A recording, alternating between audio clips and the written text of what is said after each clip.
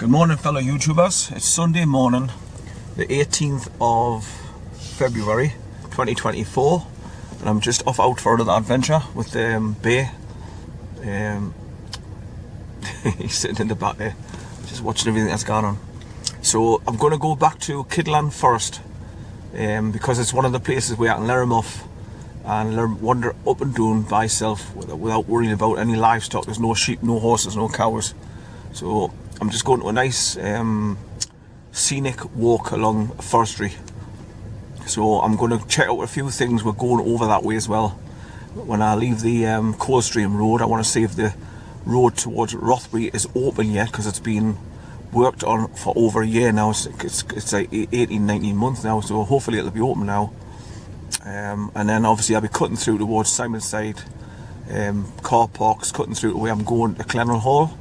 So I'll be bypassing the two Simonside Walk car parks, Load and Show, and Little Tosson, Great Tosson car parks, etc. So that's where I'm going to be cutting through now. Right, so it's just after 4 o'clock in the morning, and as you can see, it's pitch black as usual with me setting off, but it's hardly anything on the road, so you get where you're going quite quick. Right, so I'll bring you back further down the line when I have to stop for a wee for the dog or something. Oh, bye for now. Okay, I'm on the Coldstream Road, and I'm coming to the normally where I turn left to go towards Rothbury and start cutting through towards Simonside, but the road is still closed. The B6344 closed east of Todstead for Pauperhoff and Rothbury, follow diversion. So you've got to drive further up the Coldstream Road here, then turn left at the next village, and then drop down that way onto the road that's closed. But you're further along, obviously, past the road closure area, and that allows me to continue with my journey. So I'm just going to continue along the Coldstream Road here further up to Long Framlington and then turn left. I just wanted to put those yellow signs on to show that the road is still closed after all this time. Right, so bye for now. Okay, it's 5:07 AM in the morning, this Sunday morning, the 18th of February 2024. Now I've came along the Coldstream Road, and because the road along to Rothbury is closed as usual, it's been going on for over 18 months. What you've got to do is go to Long Framlington, turn left, and then drop down to this T-junction where I'm at now, where I'm going to be turning right to continue with my journey. But as you can see, the yellow sign to the left is saying Bringburn to the left, but it's all closed still because they're doing the resurfacing it, and I think they're moving it further away from the river, so it doesn't suffer with, you know, subsiding all the time. So that's what they've been doing for it. That's why it's taking so long to do. Right, so I'm just going to go at this T-junction now, turn right, then drive about 3/4 of a mile, then I'll be turning left and going over a stone bridge, and then cutting across towards Simonside car parks, Load and Show, then Little Tosson and Great Tosson, and them directions, and then start heading over towards where I'm going, Clennell Hall, to park up there and walk along the Alwyn Valley. Right, so without further ado, I'll continue with my journey. Bye for now. Okay, it's 6:58 AM in the morning, this early Sunday morning, the 18th of February 2024, and I've arrived in the Alwyn Valley, going into KIDLAND Forest, and I've parked the car in the same place that I always do, just before you cross over this steel bridge that they built for the Forestry Commission trucks to get over the burn here with the logs that they chopped down. And you can see there's a tree grabber straight ahead there now, but still it's too dark, you can't see it yet. I just wanted to do a little short introductory video to show you where I am.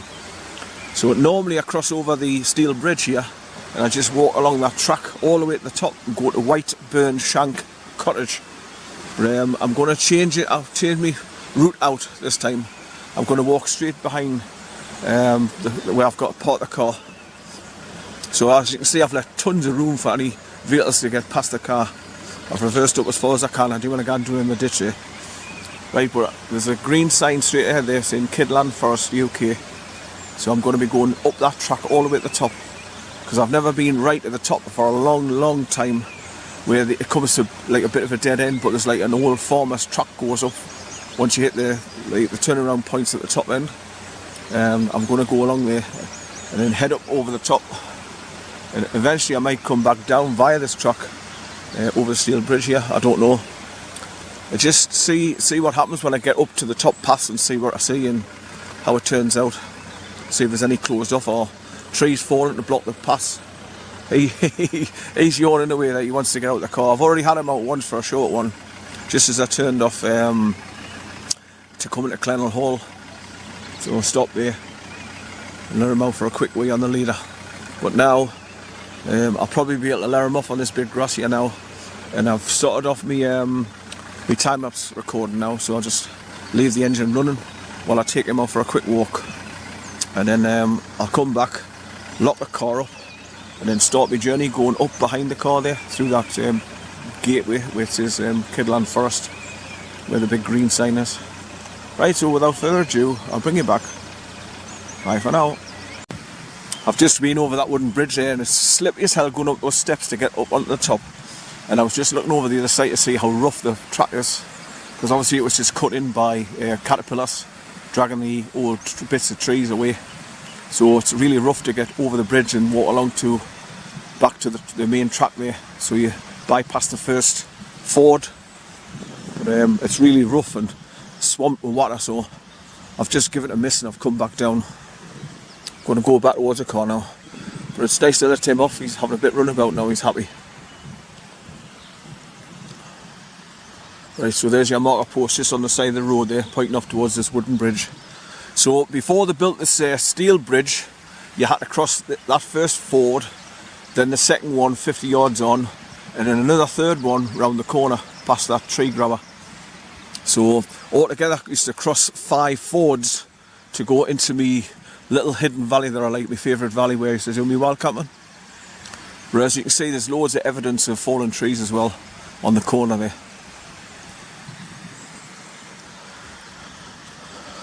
Right, so I'm just killing a bit of time now, waiting for a better daylight coming in. It's starting to come in there now, so.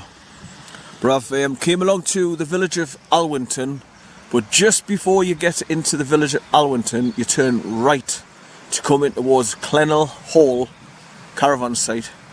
And then I've just drove up the stone track road all the way up here, cross over 4 road bridges, and then come to this part here where I've turned round at the steel bridge as usual. So that's my journey, how to get here this morning. Right, so I'll stop recording for now. I'll go back to the car and start getting ready to lock it up and start my walk, going up there behind the car, instead of going up that way towards Whiteburn Shank Cottage. Just like I say, I'm changing it out a bit. And just to remind you, it's Sunday morning, the 18th of February 2024. It's 7 o'clock in the morning. Right, so bye for now.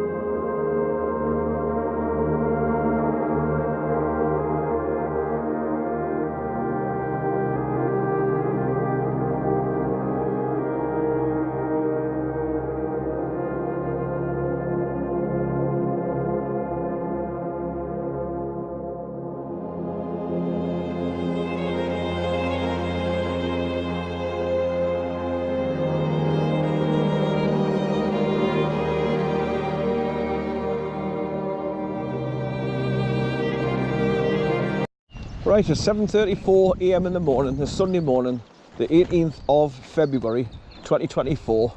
So I've just locked up the car, set up my time lapse as usual on the dash, and turn my DigiPower battery back on, because once you turn the ignition off, that cuts itself out. So I've got to start it off again. But I was just sitting here and there's a four-wheel drive Range Rover came up, and I stopped to talk to a guy who's going up culling the deer, because obviously they're destroying the trees. So they brought in him and two others up the top of the valley here.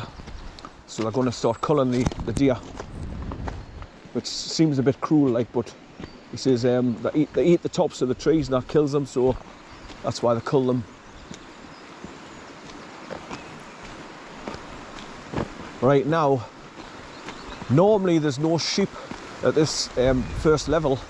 Now normally I go over that steel bridge, like I say, and go up that way towards Whiteburn Shank Cottage. But I'm going straight to the top of the valley this time, just to change it out. Come here, son. Yeah. Yeah. How are? Come here. Come on. Come here.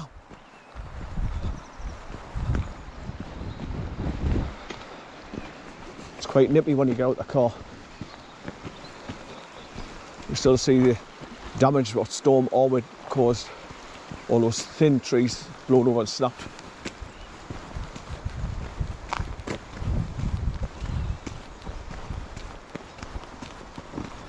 Right, so they are KIDLAND Forestry, England. No unauthorised vehicles beyond this point. But this is the way people come up to go and stay at Millcote Cottage, which is up there to the right. So you go halfway along here and there's an access road goes up on an angle to take you up towards the access road into the cottage grounds. Right, let's pan back round and show you where I am. So I parked the car in the same place as I always park. After coming over 4 bridges, I turned the car around just before the steel bridge there and pointed back down where I've just come in the valley. So that's doing a time lapse pointing that way. Right.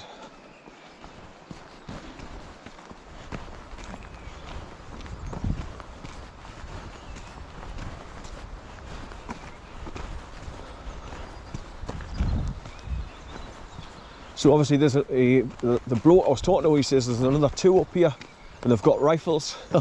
So I thought, oh great, I hope I didn't get bloody bullets flying over the top of the heap when I'm walking him along.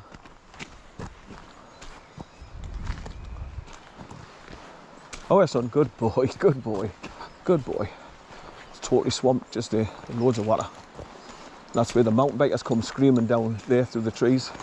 You normally see loads of cushioned padding tied on the trees, so that the guys, if they hit the tree, they didn't put their shoulders out.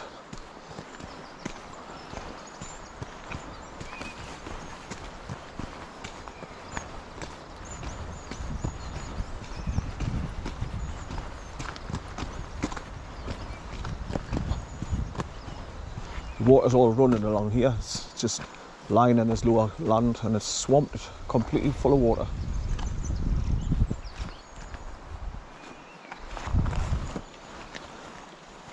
Good place for him to get a drink though.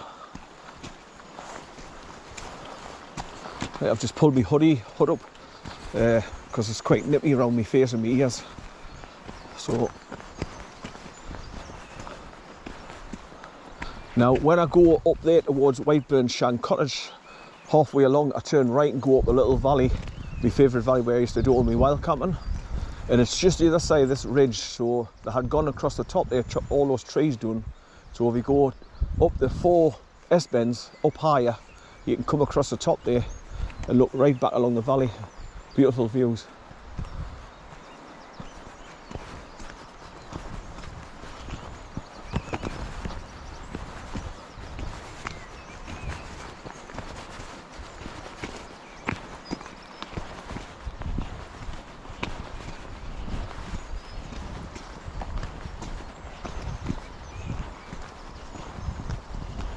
So basically I'm following the burn all the way up the valley. And I'm going to go past the right turn to go up to Millcote Cottage, which is up there in the trees. People hire it out and stay up there.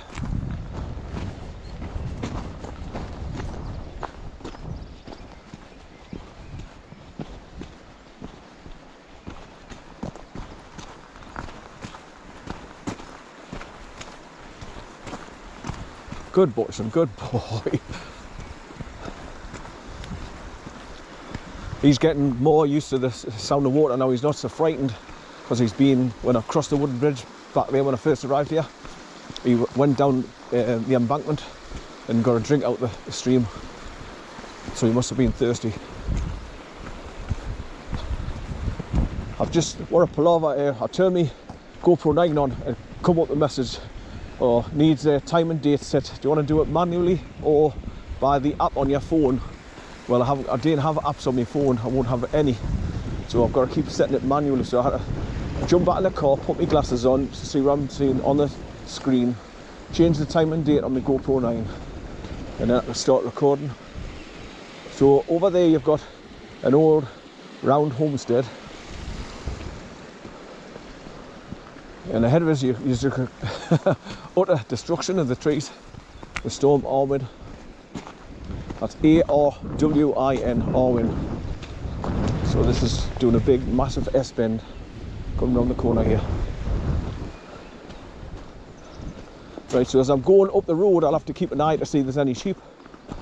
I've never seen any up this end, and that's why I go up that way towards Whiteburn Shank Cottage, and once I cross over the third ford, I feel safe enough that I'm in far enough up the valley where there's no sheep goat there, because it's not grazing land. Same as here, it's just all forestry commission tracks.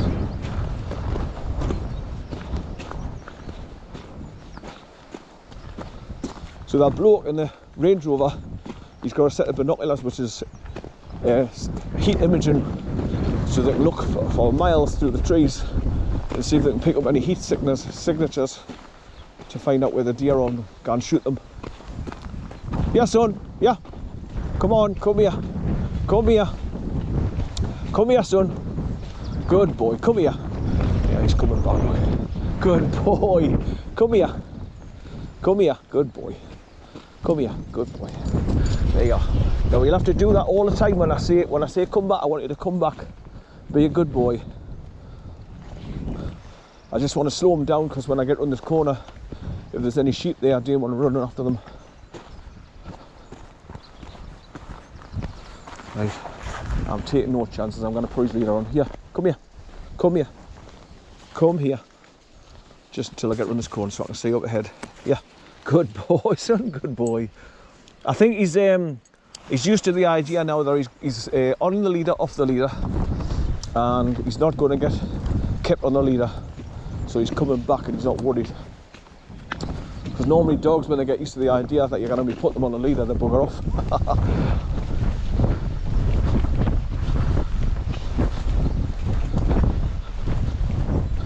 Good boy, son, good boy.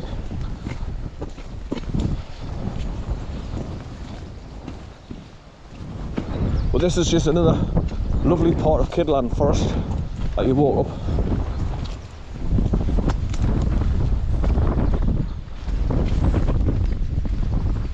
Seen loads and loads and loads of hares this morning driving over here.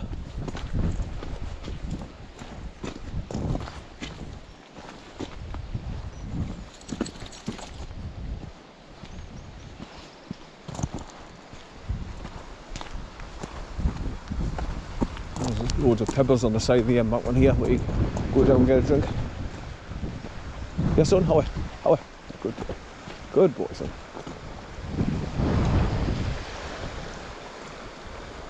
Right, come here, yeah, come here, good boy, come here.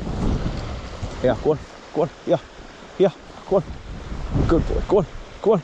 Good boy, good boy, get a drink, son, go and get a drink, good boy. Just want to try and get used to water and plodging in the water all the time.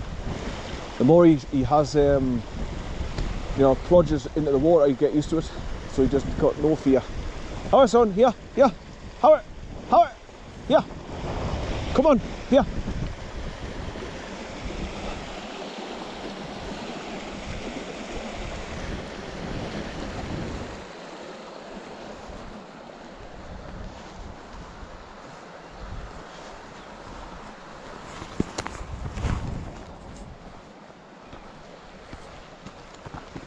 Right, well, I can't see any sheep either side, but they could be in the tree lines.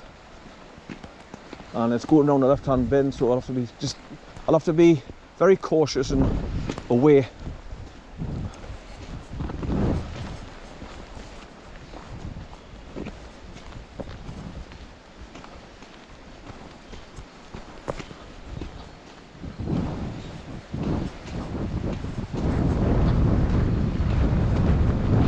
Very rare you see sheep up this end, though. Very rare.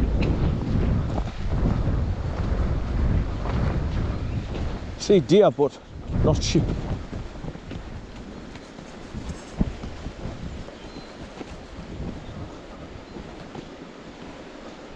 Right, so this has been a hell of a start to 2024, because I don't know how many have seen me videos to do with mice in the house. I had a mice infestation, and I got the pest control in, and I laid traps down and poison, and it must have killed a few of them off. But now they're back again, and it's rats.